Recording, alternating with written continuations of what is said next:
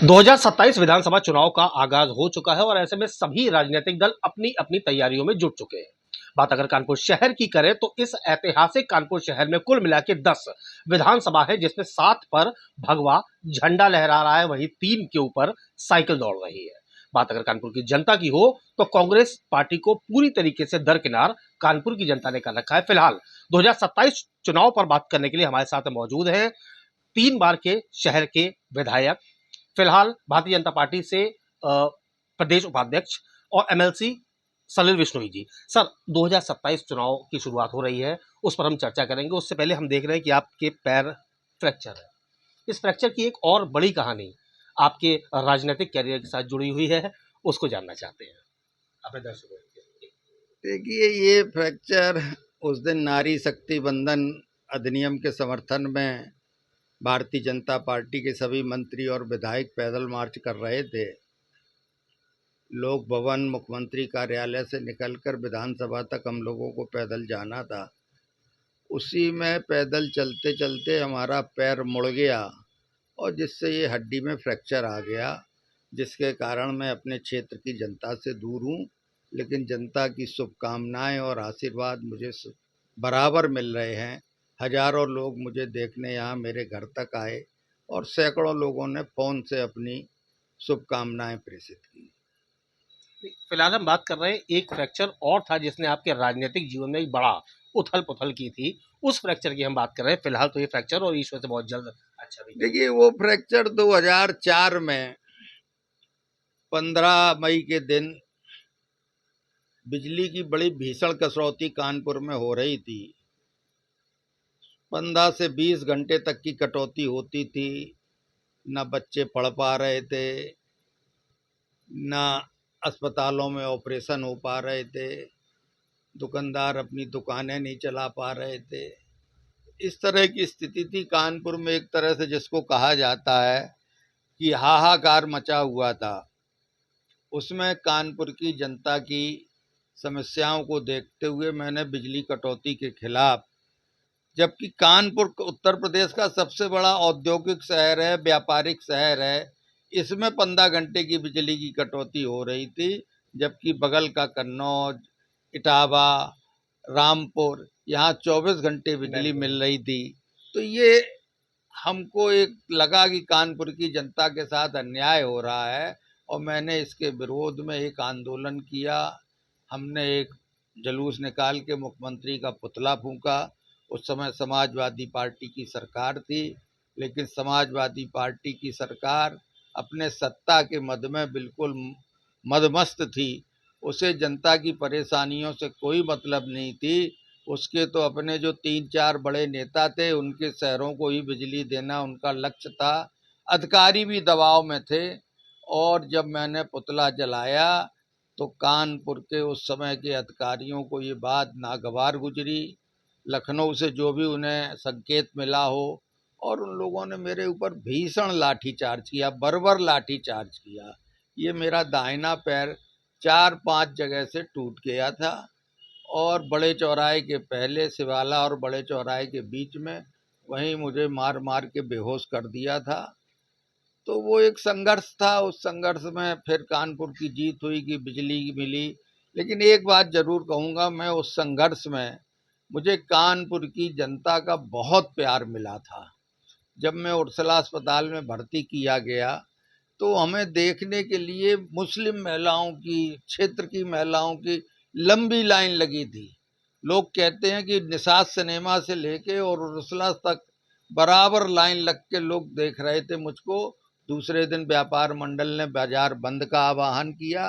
पूरा कानपुर, यहाँ तक कानपुर में जो कभी पान की दुकान और चाय की दुकानें नहीं बंद होती थी, उसमें बंद हुई। पूरा मुस्लिम मार्केट जो कभी कानपुर में बंद नहीं होता, पूरा मुस्लिम मार्केट बंद हुआ। कानपुर के हर व्यक्ति ने मेरे उस आंदोलन को समर्थन दिया। महीनों में यहाँ पड़ा रहा।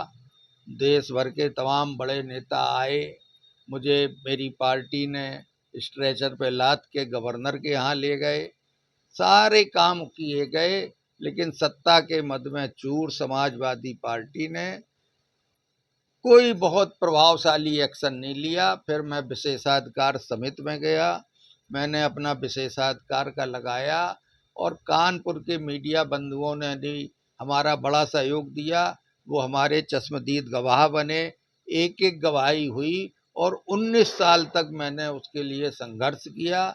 19 साल बाद अभी 2024-25 में उन दोषी लोगों को सर्वसम्मत से दोषी माना गया और उनको विधानसभा में कटघरा लगा के उन सबको दंडित किया। ये तो बात हुई 19 साल के बाद के न्याय की, लेकिन उस 19 सालों के दरमियान क्या दिया उस हादसे ने, उस घटना ने क्या दिया, उसके बारे में? देखिए, हमें जनता का बहुत आशीर्वाद मिला, सहयोग मिला। हम 3 बार जर्नलगंज आर नगर विधानसभा से लगातार 15 सालों तक विधायक रहे। अपनी पार्टी के हम 2 बार महामंत्री रहे। हम बनारस जैसी प्रधानमंत्री की कॉन्स्टिट्यूंसी के प्रभारी रहे 5 साल तक। उसके बाद हमारी पार्टी ने 17 में सारे विरोधी हमारे खिलाफ हो गए। समाजवादी पार्टी ने कांग्रेस के सहयोग से मुझे पहली बार 17 के चुनाव में जातवाद की लहर चलाकर मुझे चुनाव में हराया, लेकिन मेरी पार्टी ने मेरे संघर्ष को सम्मान दिया और मुझे पहले राज्यसभा के लिए नामांकन कराया गया, लेकिन फिर किसी कारणवश मेरा नामांकन वापस कराया गया। लेकिन बाद में मुझे विधान परिषद का सदस्य 6 साल के लिए पार्टी ने मनोनीत किया। मैं आज भी पार्टी का अपना प्रदेश का उपाध्यक्ष हूँ। सर क्या लगता है ये जो 3 सीटें हैं, बात अगर कैंट की हो, सीसामऊ की हो, आर्यनगर की हो, ऐसे कौन से समीकरण हैं ये कि भाजपा का कोई भी समीकरण यहाँ आकर फेल हो जाता है? ऐसा क्या है? देखिए, ऐसा है, ये भौगोलिक आधार पर है। जब 1912 में ये परसीमन हुआ था, तब उस समय सपा की सरकार उत्तर प्रदेश में थी और केंद्र में कांग्रेस की सरकार थी। तब जो है इन लोगों ने परसीमन इस हिसाब से किया कि एक धर्म विशेष के लोगों को इसमें बहुमत में तीनों विधानसभा में कर दिया गया, जो और ये सारा वोट एक साथ पड़ता है और सनातन को मानने वाला मतदाता बटा हुआ रहता है। वो कहीं जात के नाम पे बट जाता है, कहीं धर्म के नाम पे बट जाता है, कहीं अलग अलग अपना उसका करके बट जाता है। इस कारण से हमारी हार हो रही है। लगातार इन तीनों सीटों पर भौगोलिक परिस्थितियों के कारण भारतीय जनता पार्टी नहीं जीत पा रही है।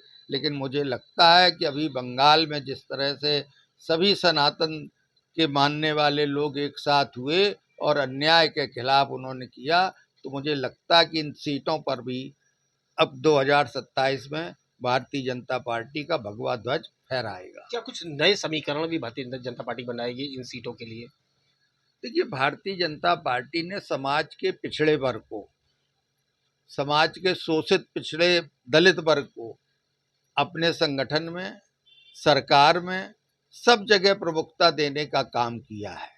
और निश्चित रूप से ये ओबीसी वर्ग, ये अनुसूचित वर्ग और विशेष रूप से महिलाएं, नारी शक्ति बंधन अधिनियम लाके मोदी जी ने देश की आधी आबादी के साथ जो उनको आगे बढ़ाने का संकल्प लिया है, भारतीय जनता पार्टी उस संकल्प पर दृढ़ है। आज नहीं तो कल महिलाओं को 33% का आरक्षण लोकसभा और विधानसभाओं में मिलेगा। हमारी पार्टी ने अपने संगठन में महिलाओं को 33% का आरक्षण देना प्रारंभ। बंगाल में जिस तरह से मातृशक्ति ने माँ दुर्गा के आशीर्वाद से हम लोगों का पूरा साथ दिया है, अन्याय के खिलाफ उन्होंने देखा है कि किस तरह से तुष्टीकरण के नाम पर एक वर्ग विशेष को संतुष्ट करने का काम किया जाता था। उसके कारण सनातन धर्मियों के साथ जिस तरह से भेदभाव होता था, उसके लिए सब लोग एकत्रित हुए और 15 साल पुरानी ममता सरकार की हार हुई और रिकॉर्ड मतों से भारतीय जनता पार्टी सबसे ज़्यादा सीटें लेके बंगाल में पधारू हुई। मुझे लगता है कि इस बार उत्तर प्रदेश में और विशेष रूप से कानपुर की इन तीनों सीटों पर सनातन धर्मी सब एक साथ होंगे और यहाँ का रिजल्ट बदला हुआ नजर आएगा।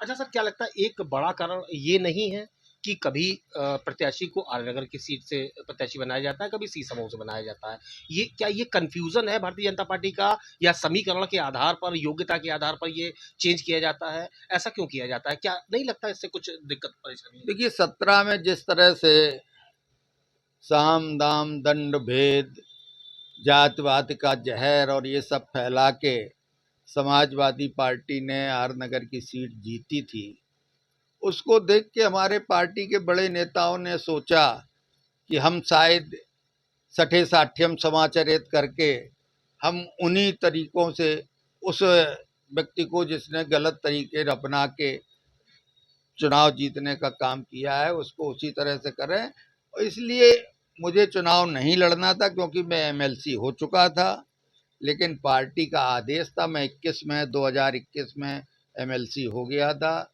लेकिन पार्टी ने जब आदेश दिया नहीं आप ही को लड़ना है, कोई बात नहीं, जो भी होगा परिणाम देखा जाएगा। और मुझे अब मैं शीशा बहू के बारे में ज़्यादा जानता भी नहीं था, वहाँ की गलियाँ वहाँ की सड़कें मेरे लिए अनजान थी, वहाँ का कार्यकर्ता भी मेरे लिए नया था, लेकिन चूंकि पार्टी का आदेश था इसलिए मैं वहाँ से चुनाव लड़ा।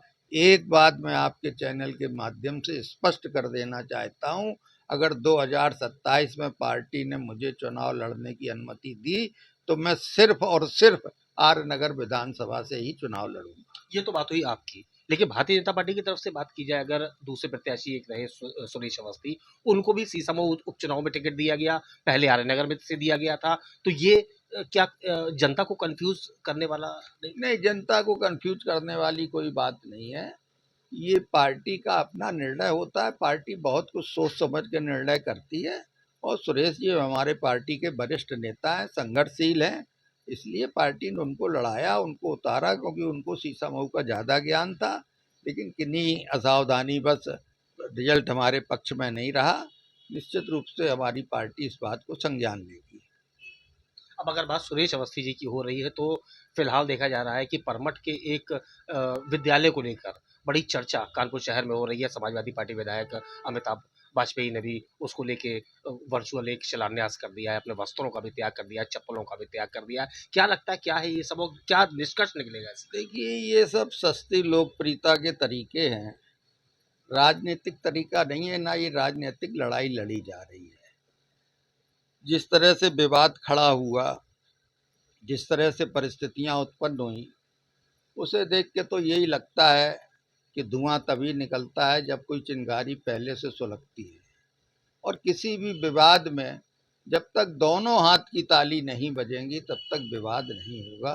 तो दोनों पक्षों की कहीं ना कहीं कुछ ना कुछ मिसअंडरस्टैंडिंग हो सकती है, गलतफहमी हो सकती है, गलत निर्णय हो सकते हैं, जिसके कारण हुआ। मैं एक बात आपको स्पष्ट कर दूं कि हमारी आर नगर विधानसभा, जिसका पहले नाम जर्नलगंज विधानसभा था, वो कानपुर की ही नहीं वरन पूरे उत्तर प्रदेश की सबसे सभ्य, सुसंस्कृत और संपन्न विधानसभा है। व्यापार का सबसे बड़ा केंद्र है पूरे प्रदेश का।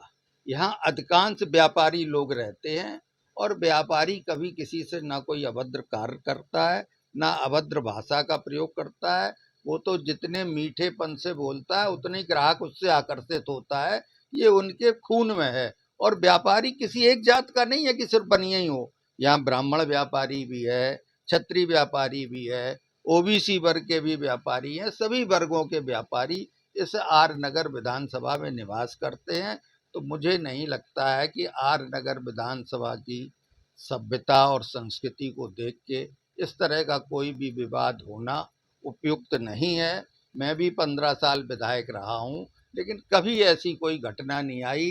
राजनीति में मेरा सबसे प्रिय मित्र कोई अगर था तो मरहूम हाजी मुश्ताक सोलंकी मेरे सबसे अच्छे दोस्त थे।